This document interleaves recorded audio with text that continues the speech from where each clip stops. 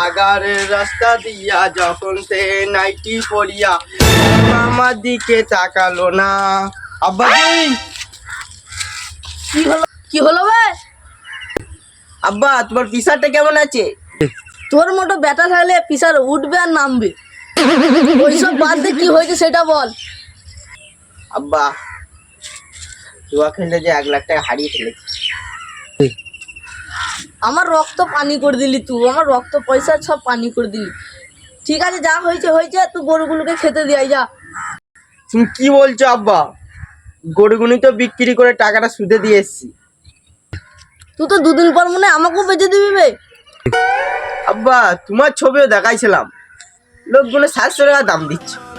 তোমার কুকুরের মতন মুখ হলেও কি করবো লাগে, বিক্রি করতে পারবো না। তাহলে তুই বেশি দাম করলে আমাকে বেঁচে দিবি? আব্বা মিথ্যে কথা বলে লাভ নাই, তোমায় আমি 850 টাকা বিক্রি করা রাজি হয়েছি।